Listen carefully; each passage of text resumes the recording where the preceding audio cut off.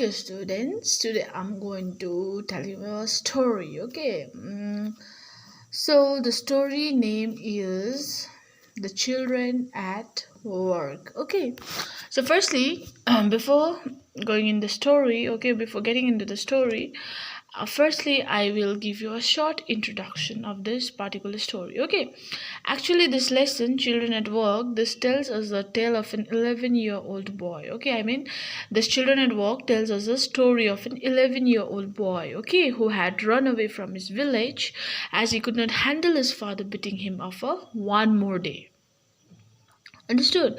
So he got into a train to Chennai without a ticket, and upon reaching the city, he had no idea of what he would do or how he would manage to stay alive. Okay, the story actually tells us how children like him end up walking instead of studying at schools. Okay, where they truly belong, because children's belongs to school. That is where they belong to, right? So now let's get into the story. Okay. When the Kanyakumari Express pulled in at Chennai Central, it took Velu some time to get off. When he finally stood on the platform, his legs felt wobbly as if he was still on a moving train. Oi, out of the way! A porter went by with a loaded trolley. Velu jumped aside. Okay, so here Kanyakumari Express pulled in. Pulled in means to arrive. Okay, and wobbly. Wobbly means unsteady. Understood? And porter means a person who is employed to carry luggage and other loads. Especially you see porters in railway station, airports, hotel, markets. Okay. So Velu could not get off the Kanyakumari Express train easily, and when it arrived at the Chennai railway station, okay, his legs felt unsteady as if he was still in a moving train when he got off and stood on the platform. Okay, so like whole day or whole night you're traveling in the train, okay, if you're traveling in the train for 24 hours or 12 hours, okay, and after that you reach your destination and you get off the train, your legs will feel unsteady. Okay, the same happened with Velu. Okay, one generally gets this feeling after traveling in a train, right? So as he stood there, a porter came hurriedly with a loaded trolley asking Velu to step aside. Okay, so Velu got out of his way.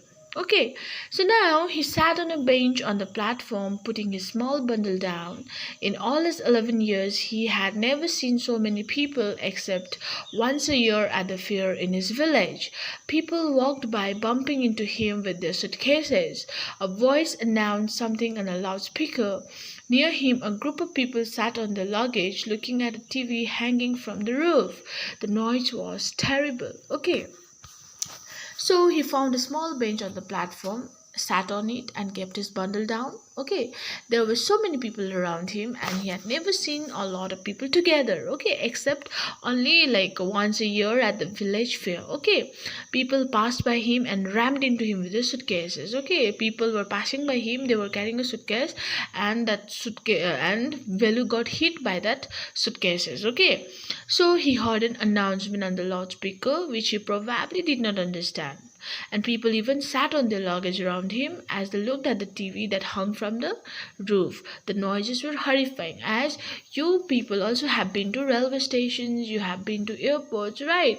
So there are lots of people, some are sitting in the chairs, some are sitting in the floor, some are sitting on their luggage, right? Like, and the loudspeaker, from the loudspeaker, there are announcements is going on. So you can like just imagine the scenery of that railway station. Okay, so now Velu put his head down on his knees, feeling miserable and exhausted. He had run away from his village 2 days ago. For 2 days he had eaten nothing but some peanuts and a piece of jaggery. In his bundle he carried a shirt, a towel, and a comb. Okay, and he had walked for most of the first day to Kannur and then got on the train to Chennai. Okay, Velu had no money for a ticket, but luckily the ticket collector did not come to the unreserved compartment.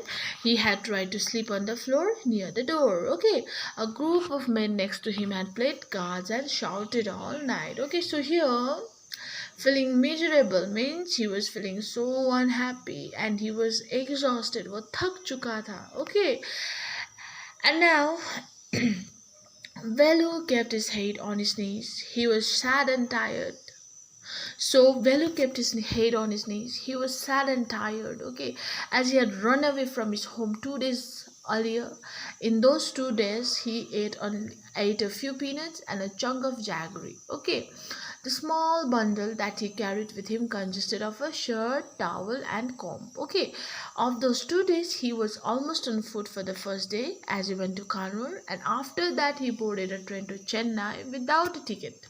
He did not have any money. Luckily for him, the ticket collector did not check the unreserved department. Okay, so he tried sleeping on the floor near the door but couldn't because a group of men sitting near him played cards and made noise all night. Okay. So now, "Hey, what? New to town, eh?" called out a rough voice.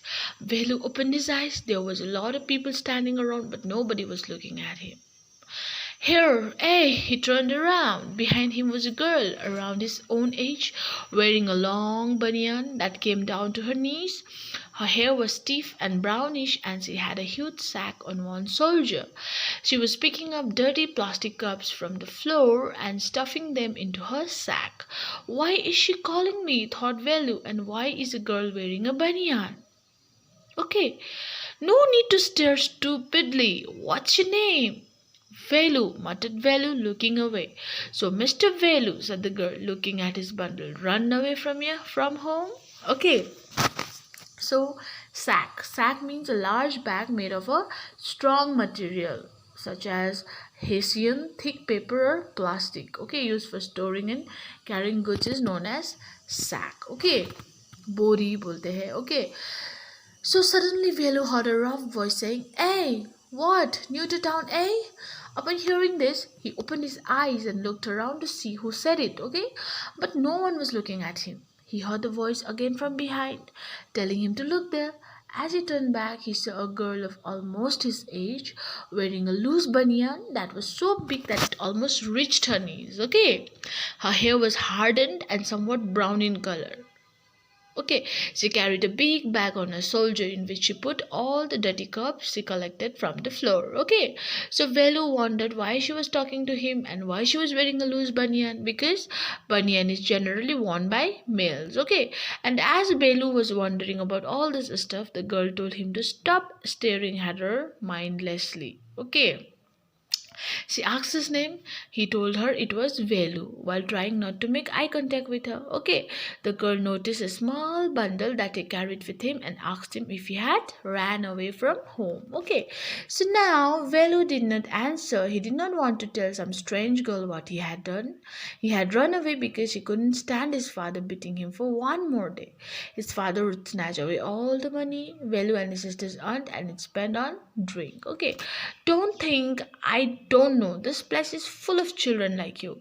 So what are you going to do here? Become rich? She sat down next to him. Bellu shifted away slightly. He felt hunger pinching him and pressed his stomach with a grimace. "Hungry?" asked the girl. "You won't get food by sitting here glumly making faces. I can find some if you want." Okay, so now grimace here. His stomach with a grimace. Grimace means an ugly, twisted expression on a person's face, typically expressing disgust, pain, or wry amusement. Like if you're hungry, say, "Oh my god, I'm hungry." Okay, like that, you are so hungry, you don't have food, you have nothing, okay, and you have no hope.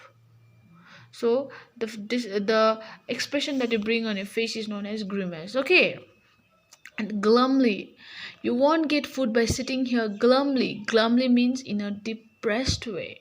Okay, because Velu was depressed as he had run away from his home, right? And he was in a new place. So when she asked Velu if he left his home and ran away, Velu chose not to answer.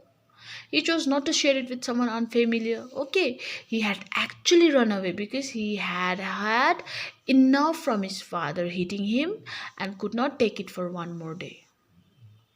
His father would take away all the money Velu and his sisters earned to pay for his drinks. Okay. And the girl continued to talk and told him not to think that she is unaware of people running away from their homes. She in fact told him that the place had too many children like him. Okay, so she asked him what he was going to do there and if his intention was to become rich like most children. As she spoke, she sat beside him.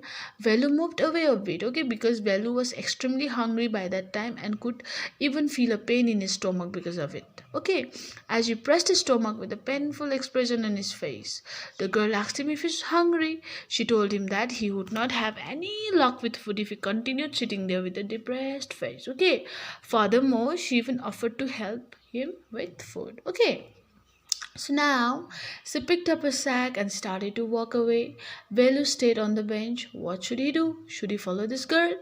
Where was she going to take him? She was disappearing into the crowd, so he had to make up his mind quickly. All right, he decided. Anyway, I have no idea where to go. He jumped up and ran after her. She wasn't even looking back to see where he was. Okay. So once she finished talking, she got up, picked up her sack, and began walking. And Velu, on the other hand, continued sitting on the bench because he was not sure if he should follow her. Okay, and he was unaware of where the girl would take her. Okay, but he had to make a decision instantly because the girl was about to disappear in the crowd. And he thought to himself that he did not have anywhere else to go otherwise also, so he finally made up his mind and ran after her to catch up with her speed. Okay, the girl did not even bother to check if he was able to follow her. Understood? So now he caught up with the girl as she was leaving the station. When they got to the road, Velu found that the vehicles kept coming and never stopped for anyone. Smoke and dust flew at him from all sides, making his head spin. They had to wait for a long time before they could find a gap to run through. Velu kept hesitating, and the girl finally dragged him to the other side. Okay. So once he decided to go after the girl, he made up to her as she almost left the station. Okay, and as soon as they reached the road, Velu noticed that the traffic did not stop for anyone. The pollution from smoke and the dust came to him from each side, okay, which made him feel dizzy. Dizzy means chakarana. Okay, it took them a while to find enough space to be able to cross the road. Okay. Till then, they had to wait, and Velu was not very confident about crossing the road because he was a village guy and had come to the city, and Chennai is a big city, right? So Velu was not very confident about crossing the road in the midst of the moving vehicles, but the girl pulled him and made it to the other side of the road. Okay. So now, what do you think you're doing? Grazing cows? If you stand around in the middle of the road like that, you'll be chutney. Velu's heart was still beating fast. He looked back at Central Station and the traffic speeding by. How had they managed to come through that? They walked along the side of the road under some huge signboards. Velu looked up at the pictures: banyans, car tires, paints, a woman holding a box. The writing was all in English, so he didn't know what it meant. Okay, so the girl told him that he needed to be fast. Okay, as it is not something like grazing cows, okay, that wander slowly and patiently. She mentioned that if he stood in the middle of the road for that long, he would not come out in one piece and would probably be turned into chutney. Okay, so on the other hand, Velu's heart was racing. He was surprised when he looked back at the central station and the traffic that they just came out of. Okay, he could not believe that he managed to come alive out of the speeding traffic. Then, as they moved along the length of the road, they saw huge signboards over them. Velu couldn't understand what was written on them because it was all in English, but he definitely saw the pictures of banyans, car tires, paints, and a woman holding a box on them. Okay, so now the girl turned onto a wide bridge and walked over. Velu stopped and peeped over the railing. Under him, the road ran into the city. In the distance, he could see huge buildings and towers and more roads. See that big building with a wall around it? If you are not careful, you will soon be counting bars there. Okay, the girl grinned and pointed at a huge building. Velu squinted and read the Tamil sign, Central Jail. Why? I haven't done anything wrong. You don't have to do anything, just don't get caught. That's all. Okay. So here, peeped over. Peeped over means to glance or peer shyly. Okay, quickly or inconspicuously over the top of something. Okay, grinned means to smile broadly. Okay, squinted means look at someone or something with one or both eyes partly closed in an attempt to see more clearly. is known as squinted, okay, or as a reaction to strong light. Let me see. जब हम सूरज को directly देख नहीं सकते है कि नहीं, हम सूरज को अगर देखना हो तो हम थोड़ी क्या करते हैं, लाइक सूरज को देखना हो तो थोड़ी हाथ से हम वो करते हैं ना, तो उसी को हम स्क्विंटेड भी बोल सकते हैं, ओके। दूर की चीज़ को अगर देखना हो तो हम आँख छोटे छोटे करते हैं, that is also known as squinted, okay. So the girl took a turn to a wide bridge and began walking. Velu paused to look over the railing. Okay, he saw a road under him that connected to the city. A bit far away, he could see tall buildings, towers, and some more roads. Okay, so the girl warned Velu that if he was not careful, he might end up counting bars in the big building that has a wall around it. Understood? So she pointed at the building as she smiled broadly. Velu tried to read the Tamil sign that said Central Jail and asked the girl why he would be in there if he had not done anything wrong. Understood? The girl told him that he did not have to do anything except being careful and not getting caught. Okay, so now what does she mean? Velu wondered. Meanwhile, the girl was already heading down the bridge with the sack on a soldier.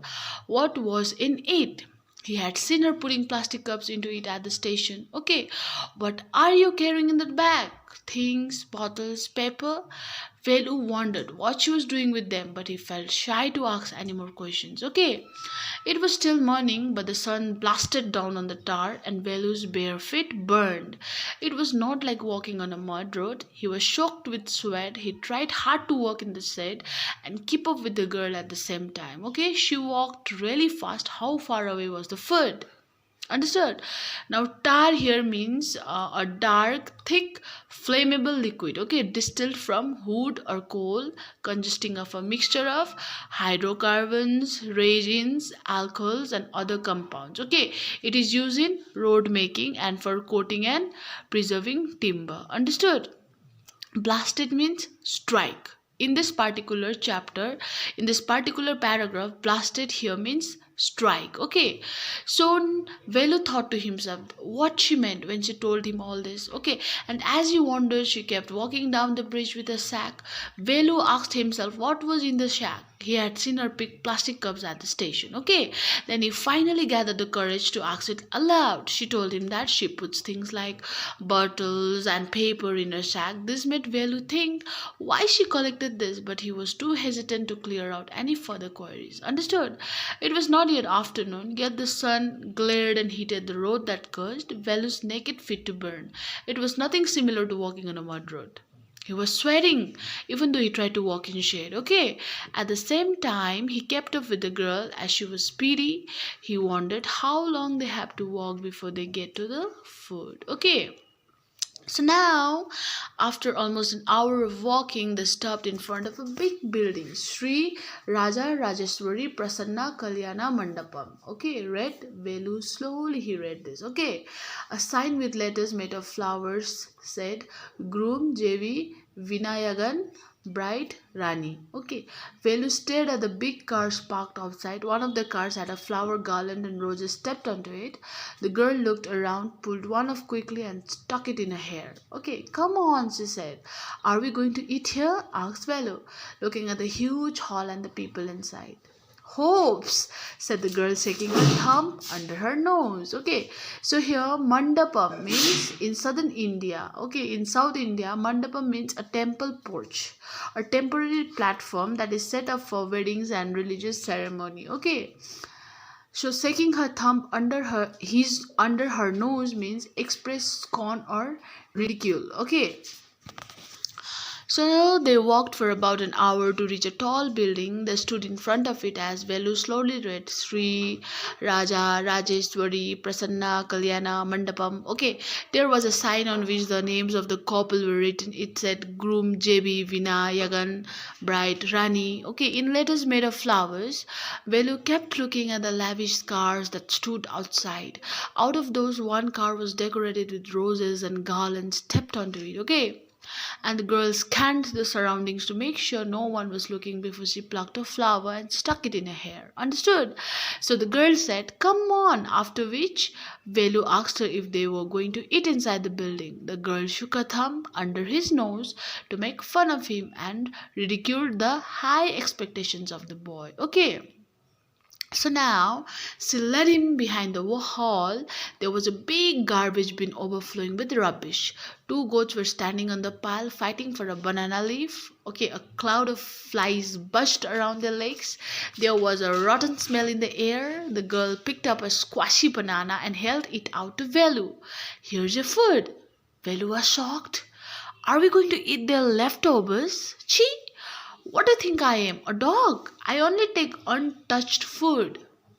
"Here, some more catch." She threw him a vada pav. Okay. Velu looked at with distaste. Okay, someone like picking up from trash and giving it to you, like what kind of expression you'll give. The same happened with Velu here. Okay, so squashy here means easily crushed or squeezed into a different shape, having a soft consistency. You can squash banana. Okay, so she showed him the way to the back of the hall. They could see a huge garbage bin flooded with junk and leftovers. Understood? Two goats stood on the garbage hill as they confronted each other for a banana leaf. They were fighting with each other. Okay. Their legs were surrounded by a lot of flies. One could sense the rotten smell around it. The girl found an overripe banana that she gave to Velu as she told him that this was his food. Velu was shocked on seeing the banana, and thus he asked her if they were going to eat the leftovers. The boy replied in disgust and asked her if she thinks of him as a dog who would eat leftovers and crumbs. Okay, so she told him that she only picked the uneaten food. She told him to catch some more of it as she tossed a vada pav at him. Okay, and he looked at the food with disgust and disgust. Okay, so now, come on, hero, eat it. You think I like it? I told you I'll find you something to eat. Don't think I have money to buy food for you. You'd better eat what you get until you have your own money. Velu hesitated, but his stomach squeezed him again. He gulped down the banana and vada. His stomach felt better immediately. He could have eaten at least 10 times more, but the girl could find only one more banana, which she ate herself. Okay, gulped means to swallow. Okay, quickly or in large mouthfuls. Okay, often audibly. Okay. So the girl told him to go ahead and eat it. She further mentioned that she doesn't like that either. She specified that she told him she would find him something to eat and not that she had money to buy food for him. Understood? So she told him to adjust with whatever he finds to eat till he begin earning. Okay. So Velu paused in indecision at first, but then he was starving, so he swallowed the banana and vada quickly. Okay. He began feeling better in his stomach right away. He was so hungry that his stomach had the capacity to take in 10 times more food. But they could only find one more banana, which the girl ate herself. Okay, so now it's too early. They have only eaten tiffin. If you are still hungry, you'll have to wait for them to finish lunch. You can wait if you want. I have to work. I'm going. Okay, she picked up a couple of bottles from the heap and threw it into her sack. Then she walked off. Velu panicked. He realized that if the girl left him, he had no idea where he was and what to do. It was better to stick to her. She seemed to know her way around. Okay, he ran after her again. "Hey," he called. He did not even know the girl's name. "Hey, what is your name?" he asked, hurrying behind her. Okay, she stopped and turned around. "Oh, so you have been following me around without even knowing my name." "Jaya." "Okay, so I'm not following you. What then? Who got you food?" "Okay, can I come with you?" "Where are you going?" "Okay, come if you want. This bag is full. I have to go home to get another one." Okay. So now the girl told him that to get their hands on some more food, they will have to wait till the people inside the building finish their lunch. Okay, it was too early and they had only eaten their tiffin by then. She told him he could wait for it, but she had to go and work now. She went on and picked up a few bottles from the pile and put it in her sack. Okay, as he began walking, Velu panicked. He was worried as he realized that if he did not go with the girl, he would have nowhere else to go and nothing else to do. Okay, so he thought that it would be best for him to stay with her as she knew how to survive. Thus he ran after her and asked her name. She teased him a bit by saying that he had been following her everywhere even when he did not know her name. Okay, she told him that her name was Jaya. Velu specified that he had not been following her. Okay, she replied by asking if he had not been following her, then what was he doing? Okay, so she was the one who got him food. Velu further asked her where she was going and if he could come with her. Okay, so Jaya said that she was going home to pick up a new bag as the current one was full and that he could come along if he wished. Okay, so now Jaya and Velu walked along the roads for half an hour until they came to a bridge across a dirty trickle of water. Okay, we are in Triplicate now. See, that's Buckingham Canal, said Jaya. Velu stared. This was a canal. Near some puddles of water was a row of the strangest huts he had ever seen. They were built out of all sorts of things: metal, sheets, tires, bricks, wood, and plastic. Okay, they stood crookedly and looked as if they would fall any moment. Okay, is this where you live? These houses are strange, said Velu. In our village, the houses are made of mud and palm leaves. Okay, so trickle here means of a liquid. Flow in a small stream means to trickle. Okay. Triplicane, also known as Thiruvalikeni, is one of the oldest neighborhoods of Chennai. Okay.